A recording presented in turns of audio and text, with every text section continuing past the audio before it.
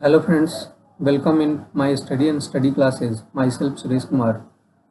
आज का हमारा क्लास भारतीय राज्य व्यवस्था पर आधारित है। यह क्लास न सिर्फ आईएएस और पीसीएस के लिए महत्वपूर्ण है, बल्कि आपके किसी भी एग्जामिनेशन के लिए ये क्लास उतना ही महत्वपूर्ण हो जाता है। ये हमारा 10वां क्लास है। इससे पहले मैंने 9 क्लासेस अपलोड किया हुआ है, आप उसे ज़रूर देखें। आप क्लास को क्रोनोलॉजी में देखें, 1 से शुरू करके 10 तक आएँ। दोस्तों, आप मेरे साथ ऑनलाइन क्लास के लिए 8368196379 पे संपर्क कर सकते हैं। आज का जो हमारा टॉपिक है वो है संघ एवं इसके राज्य क्षेत्र। चलिए इसके बारे में हम विस्तृत रूप से अध्ययन करते हैं। सबसे पहले हम भाग 1 की बात कर लें। संविधान के भाग 1 में अगर हम देखें तो यहाँ मेंशन किया गया है संघ और उसके राज्य क्षेत्र।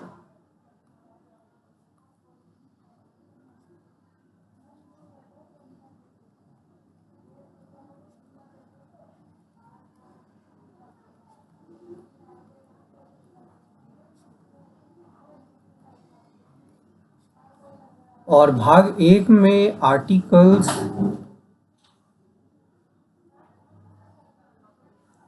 1 से 4 तक का मेंशन किया गया है। ये आपके लिए पीटी फैक्ट के लिए काफ़ी महत्वपूर्ण हो जाता है, तो आप ये ध्यान रखें। इसके अलावा यहीं पे एक चीज़ और हम देख लेते हैं।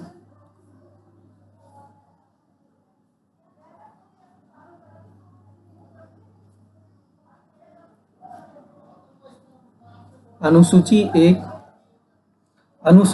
1 आपका मेंशन करता है भारत के राज्यों और उसके राज्य क्षेत्र।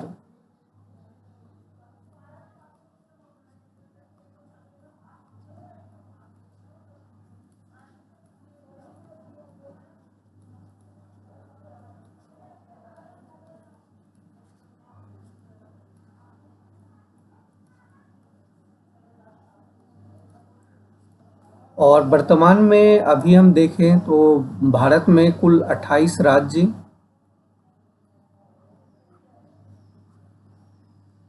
और 9 संघ राज्य क्षेत्र हैं।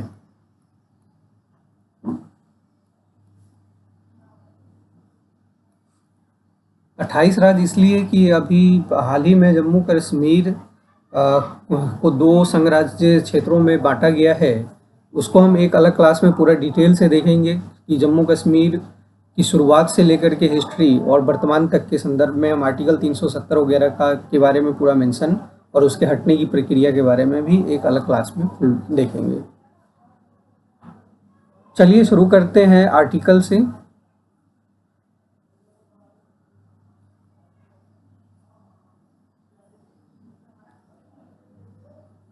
सबसे पहले हम बात करेंगे आर्टिकल फर्स्ट।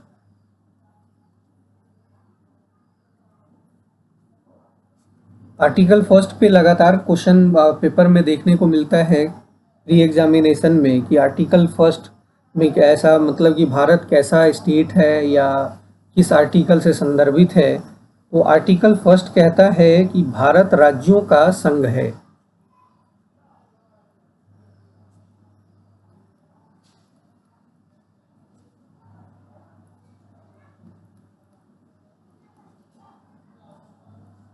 राज्यों का संघ है। तो भारत कैसा है? राज्यों का संघ है, ये आपको याद रखना है। यहाँ स्पष्ट लिखा गया है India that is Bharat shall be a union of state. यहाँ स्पष्ट मेंशन किया गया है यूनियन ऑफ स्टेट्स। इसे आप याद रखेंगे, कई बार यहाँ पे उलझा देता है। अब हम बात करेंगे आर्टिकल सेकंड। आर्टिकल सेकंड की बात करते हैं तो आर्टिकल सेकंड में स्पष्ट लिखा गया है संविधान में कि संसद को संघ में नए राज्यों के प्रवेश या स्थापना करने के लिए विधि बनाने का अधिकार है। यानी संसद को नए राज्यों का प्रवेश, यानी राज्यों में नए राज्यों का जो प्रवेश है, नए राज्यों का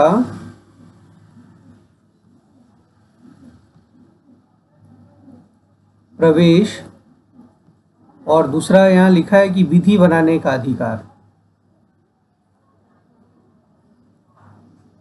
ये संसद के अंतर्गत विद्यमान है। तो यहाँ पे कई बार क्वेश्चन पूछते हैं कि नए राज्यों के स्थापना करने का अधिकार किसमें निहित है, संसद में है ये। यहाँ पे महत्वपूर्ण ये हो जाता है कि नए राज्यों के गठन या वर्तमान राज्यों के क्षेत्र में सीमा या नामों में परिवर्तन की शक्ति जो है, इसका मतलब है कि संसद में विद्यमान है, ये आपको याद रखना है।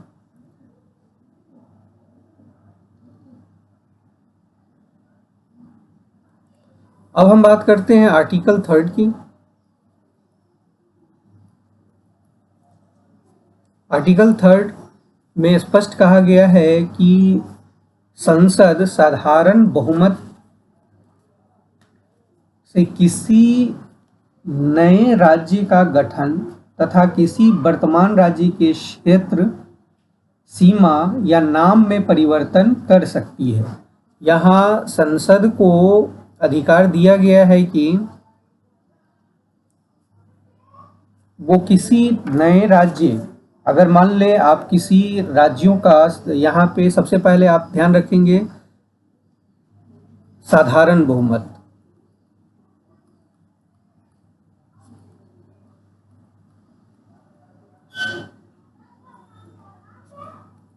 ये आपको याद रखना है। आर्टिकल 3 के हिसाब से जो भी काम किए जाएंगे, चाहे वो किसी राज्य क्षेत्र का गठन हो या फिर उसके वर्तमान राज्य के क्षेत्र के सीमा के में या नाम में परिवर्तन हो, इसकी प्रक्रिया साधारण बहुमत के द्वारा ही किया जाएगा। तो यहाँ हम देखते हैं कि नए राज्यों का गठन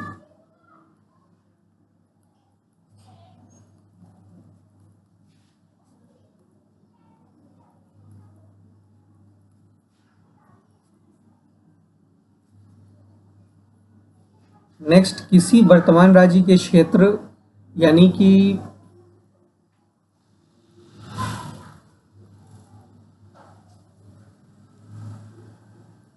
क्षेत्र में, या अगर हम देखें तो सीमा में या नाम में परिवर्तन,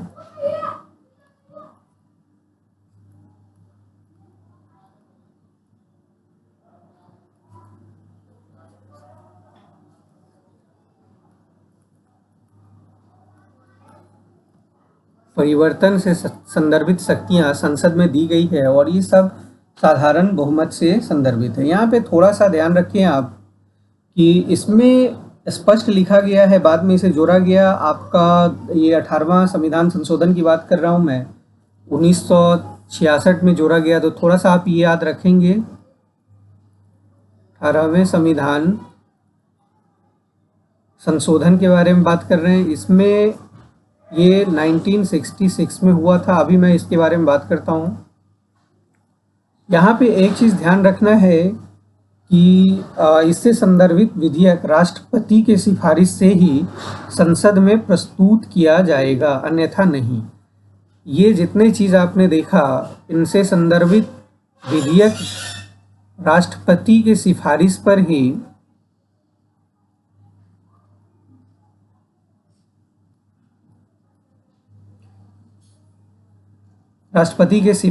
ही यहाँ पे विधेयक संसद में लाया जाएगा।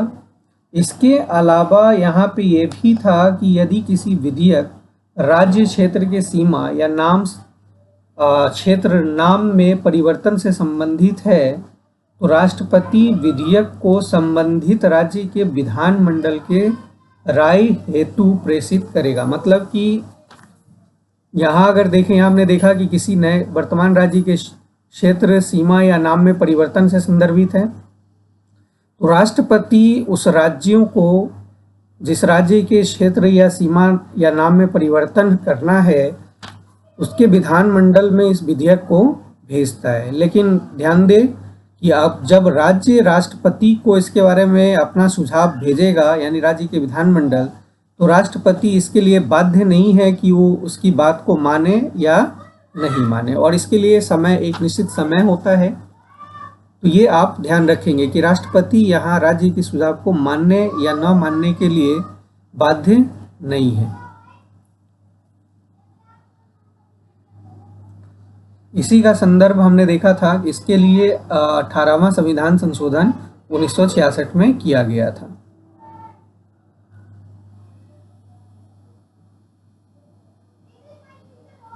अब हमारे लिए आर्टिकल 4 काफी महत्वपूर्ण हो जाता है।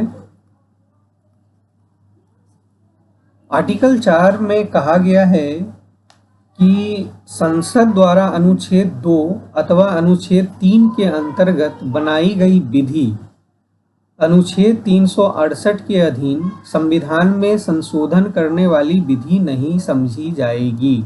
यानी जो संविधान में संशोधन, यानी दो तरह से संशोधन होता है, हम इसके बारे में बात करेंगे, एक साधारण बहुमत से और एक विशेष बहुमत।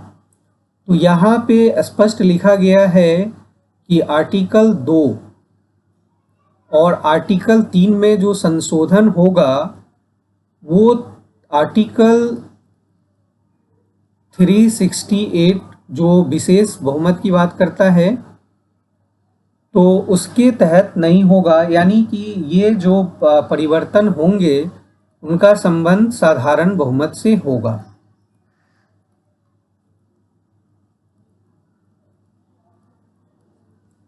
ये आप ध्यान रखेंगे, ये हमारा आर्टिकल 4 कहता है। इसके अलावा हम यहाँ पे एक हमारे लिए थोड़ा सा बेरोजगारी मामला समझना महत्वपूर्ण हो जाता है, तो थोड़ा सा आप इसको समझें।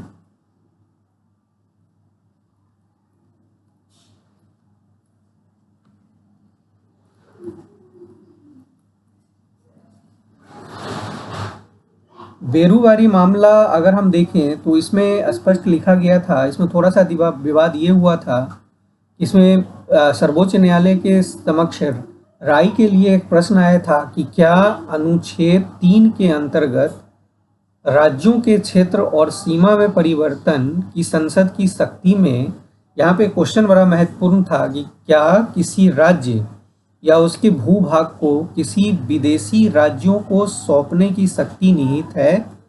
यानी इसमें स्पष्ट था कि जैसे मान लो राज्यों के सीमा में, क्षेत्र में या नाम में परिवर्तन है, तो वहाँ जब अगर हम क्षेत्र में परिवर्तन कर रहे हैं तो क्या उसके भूभाग को किसी अन्य देश के बारे में बात किया गया था, खास करके जो बांग्लादेश और पाकिस्तान से संदर्भित, खास करके बांग्लादेश आप समझे, उससे संदर्भित एक विवाद आया था। तो यहाँ पे ये है कि इसमें समस्या ये होती है कि क्या इसको आर्टिकल 60, यहाँ पे हम 368 के तहत समझेंगे या साधारण विधेयक के तहत समझेंगे, ये महत्वपूर्ण हो गया था। यहाँ पे न्यायालय ने स्पष्ट किया था कि संसद साधारण विधेयक द्वारा ऐसा नहीं कर सकता, इसके लिए अनुच्छेद 368 के तहत संविधान में संशोधन करना पड़ेगा। यानी इसमें साफ कहा गया कि किसी राज्यों के भूभाग क्षेत्र को किसी अन्य देश के साथ साझा, मतलब उसे नहीं दिया जा सकता है, और अगर ऐसा करना है तो ये आर्टिकल 368 यानी साधारण बहुमत से नहीं, विशेष बहुमत से इसके लिए करना पड़ेगा। और हम देखते हैं कि इसी में जो खास करके अभी मैंने पाकिस्तान की बात किया, तो इसमें एक संविधान संशोधन किया गया था, 9वां संविधान संशोधन हुआ था, और 9वें संविधान संशोधन के तहत बेरुआरी संघ क्षेत्र को पाकिस्तान को सौंप दिया गया था। तो ये बाद में हमने देखा कि एक तो बेरुआरी संघ वाला ये पाकिस्तान से संदर्भित था, और बाद में बांग्लादेश के साथ भी इस तरह के भूभाग का हस्तांतरण किए गए हैं। तो ये काफ़ी हमारे लिए महत्वपूर्ण हो जाता है।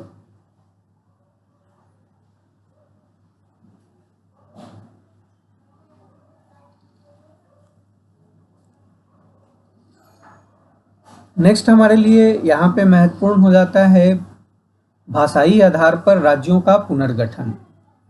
तो इसके लिए देखते हैं कि कुछ आयोग का गठन किया गया था, क्योंकि इसके पीछे का घटना ये है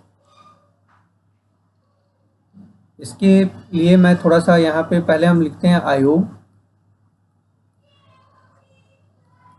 इसको दो भाग में बांट करके समझेंगे। पहले ये समझे कि स्वतंत्रता प्राप्ति के साथ ही भाषाई आधार पर राज्यों के पुनर्गठन की मांग का एक मुद्दा उठने लगा था और उसी मांग को पूरा करने के लिए कई आयोग का गठन किया गया था। तो यहाँ सबसे पहले हम देखते हैं कि यहाँ पे भाषाई प्रांत आयोग का गठन किया गया।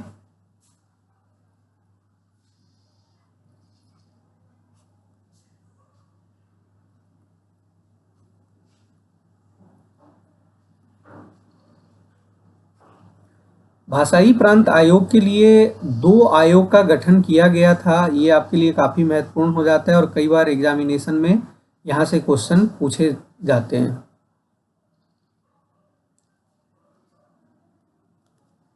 पहला आयोग का गठन अगर हम देखें तो ये हमारा हो जाता है एस.के. धर की अध्यक्षता में पहला भाषाई प्रांत आयोग का गठन किया गया था, जिसे हम धर आयोग के नाम से जानते हैं। तो ये न्यायमूर्ति एस.के. धर थे।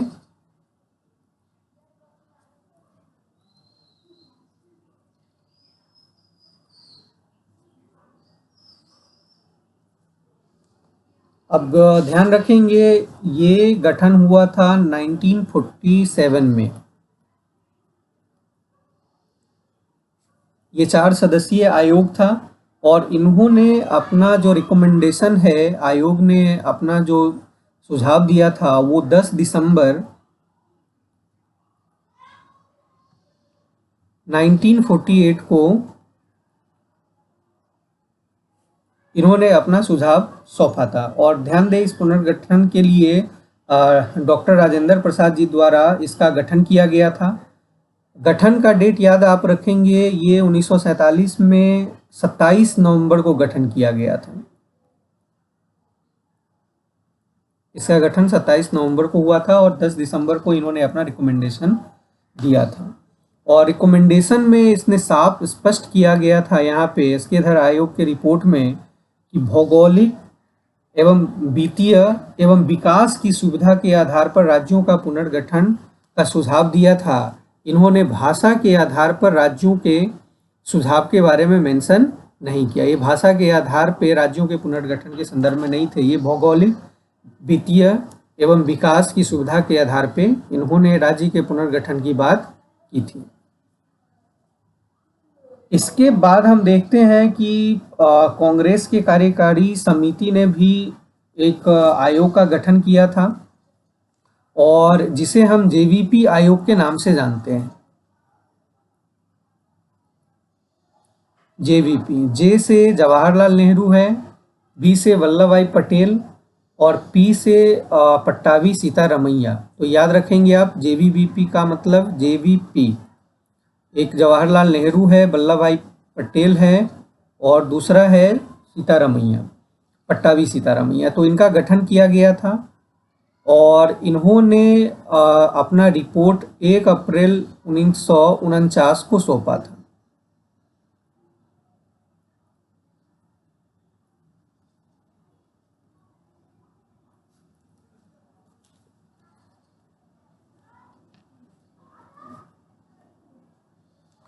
और यहाँ पे भी हम देखते हैं कि भाषा के आधार पर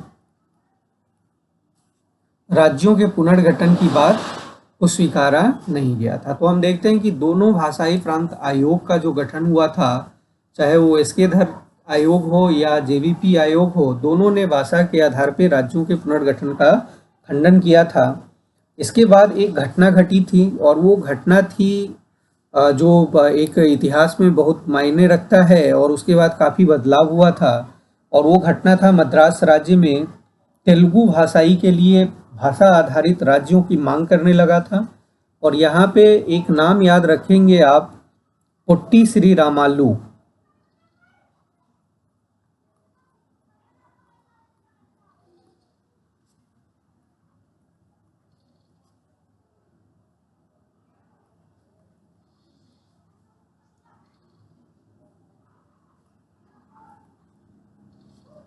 एक जाने माने नेता थे।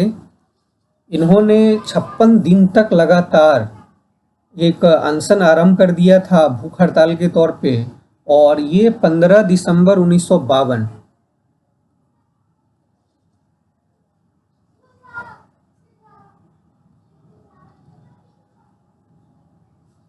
15 दिसंबर 1952 को इनकी मृत्यु हो गई थी, और इसका कारण था 56 दिनों का अनशन पे इनका रहना। और इससे एक इतिहास में एक व्यापक परिवर्तन आया, और हम देखते हैं कि प्रधानमंत्री जवाहरलाल नेहरू ने तेलुगु भाषाइयों के लिए अलग राज्य आंध्र प्रदेश के गठन की घोषणा कर दी। और इसका परिणाम आपने देखा कि तेलुगु भाषा के आधार पर राज्यों का एक गठन हुआ, और ये राज्य था आंध्र प्रदेश।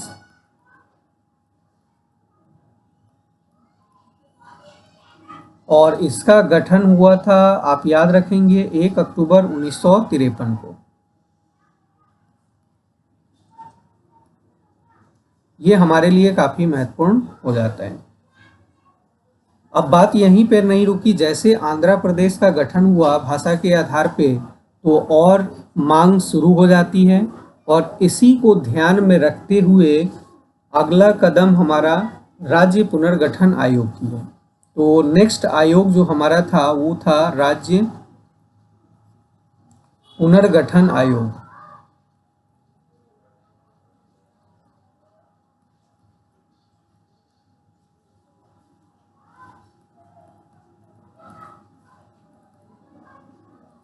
ये राज्य पुनर्गठन आयोग है, ध्यान रखिए, ये भाषाई प्रांत आयोग की बात हमने यहाँ पे किया था।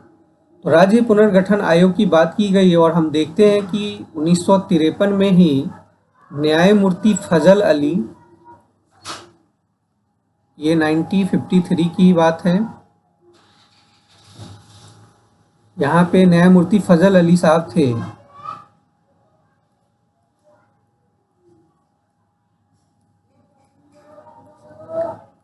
न्यायमूर्ति फजल अली की अध्यक्षता में 3 सदस्यीय इनके इसमें 3 सदस्य थे।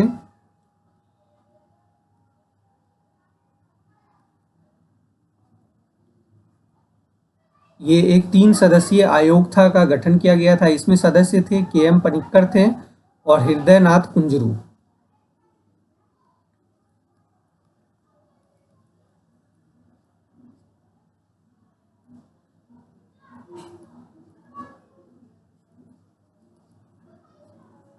और दूसरा थे हृदयनाथ कुंजरू।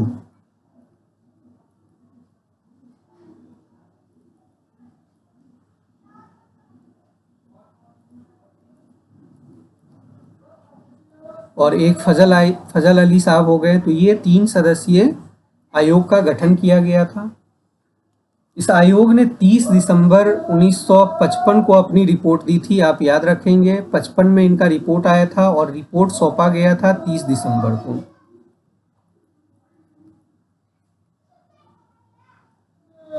ये आपके लिए काफ़ी महत्वपूर्ण फैक्ट हो जाता है, अपनी रिपोर्ट सौंपी थी। और इस रिपोर्ट के आधार पर राज्य पुनर्गठन अधिनियम 1956 पारित किया गया था। अब हम आते हैं राज्य पुनर्गठन अधिनियम पे।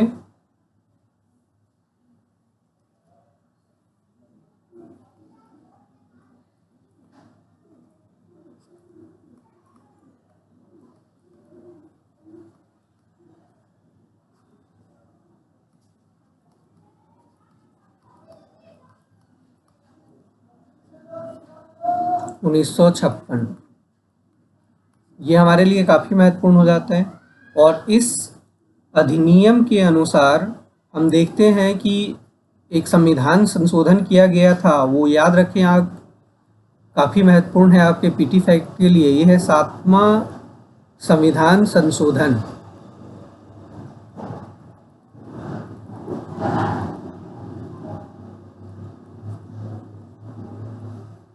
ये आपके लिए काफ़ी महत्वपूर्ण हो जाता है। और हम देखते हैं कि मूल संविधान में जो पहले राज्यों को 4 श्रेणी में बांटा गया था, उसको ख़त्म कर दिया गया। और यहाँ पे राज्य पुनर्गठन अधिनियम के द्वारा 7वां संविधान संशोधन के तहत 14 राज्य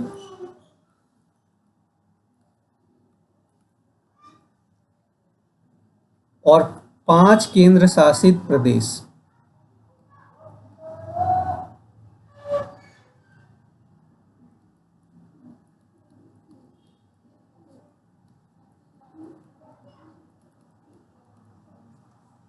चौदह राज्य और 5 केंद्र शासित प्रदेशों का गठन किया गया था। ये हमारे लिए काफी महत्वपूर्ण हो जाता है।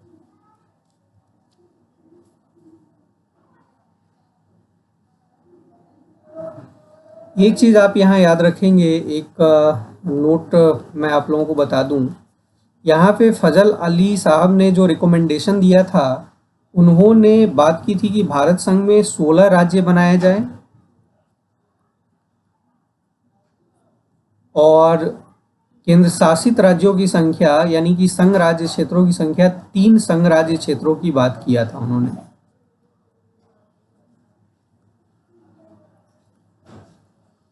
ये उनके मूल रिपोर्ट में था। आप ध्यान रखेंगे कि 16 राज्य, लेकिन हमने देखा क्या कि 7वां संविधान संशोधन के तहत 14 राज्यों का गठन किया गया था और 5 केंद्र शासित प्रदेशों का गठन किया गया था। ये हमारे लिए काफ़ी महत्वपूर्ण हो जाता है।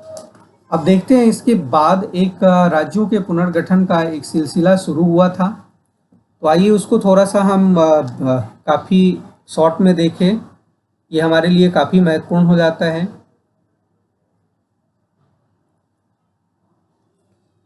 इसमें हमने देखा आंध्र प्रदेश का गठन हो गया था, ये 1953 में, 53 में। इसके बाद हम देखते हैं गुजरात।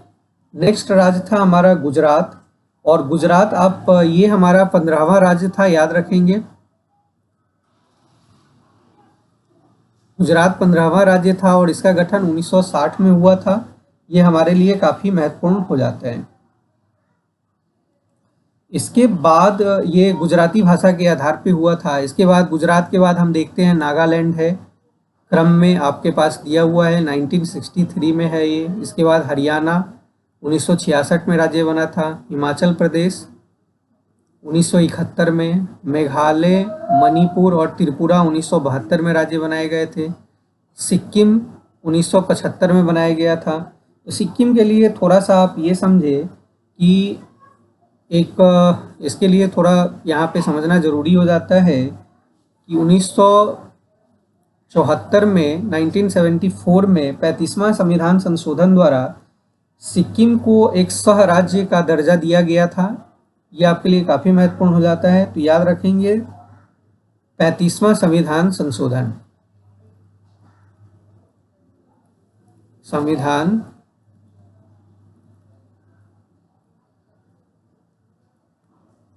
यहाँ पे सिक्किम को एक सह राज्य का दर्जा दिया गया था।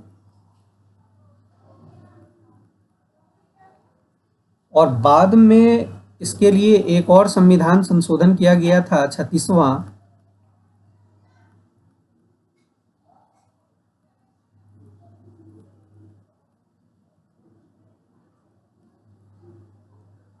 पैंतीसवां संविधान संशोधन 1974 में हुआ था, हमने यहाँ पे लिखा है।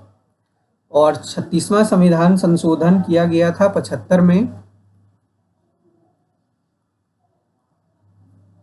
और इसके द्वारा 36वां संविधान संशोधन के द्वारा सिक्किम को हम देखते हैं कि पूर्ण राज्य का दर्जा प्राप्त हुआ था और भारत का भारत का ये 22वां राज्य बना था। इसमें हमने देखा कि पूर्ण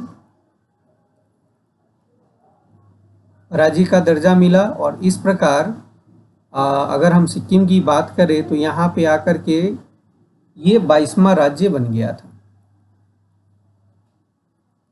आप काउंट करके देखेंगे, यहाँ 15 से शुरू करेंगे, 22वां स्थान पे आएगा। उसके बाद हमारे लिए मिजोरम, अरुणाचल प्रदेश एवं गोवा 1987 में बना था, ध्यान रखेंगे। गोवा के बारे में थोड़ा समझे। गोवा में हुआ क्या था कि 1961 में सैनिक कार्रवाई की गई थी और उसका गोवा के लिए 1961 में एक सैनिक कार्रवाई की गई थी और इस सैनिक कार्रवाई का नाम दिया गया था ऑपरेशन विजय।